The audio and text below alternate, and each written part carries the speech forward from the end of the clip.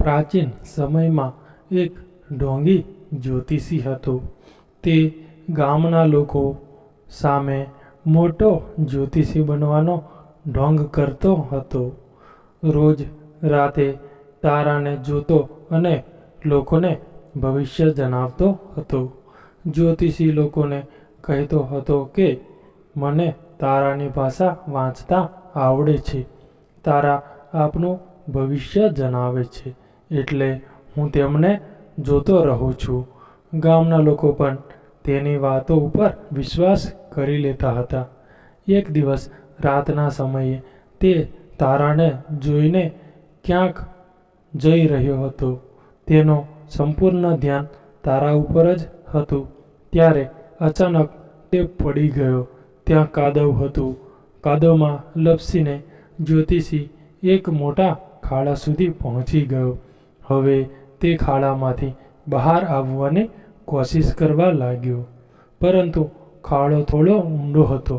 કાદવના કારણે તે વ્યક્તિ બહાર આવી શક્યો નહીં.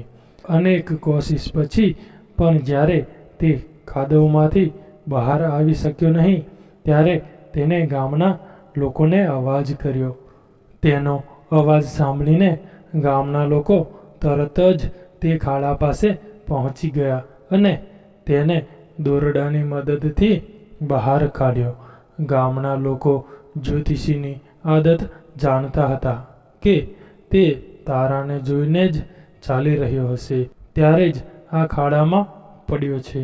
લોકોએ કહ્યું કે તમે અમને ભવિષ્ય અંગે જણાવો છો, પરંતુ તમે પોતે જ પોતાનું વર્તમાન જાણતા નથી. તમને એ વાતની પણ જાણ નથી કે તમારા પગ નીચે શું છે.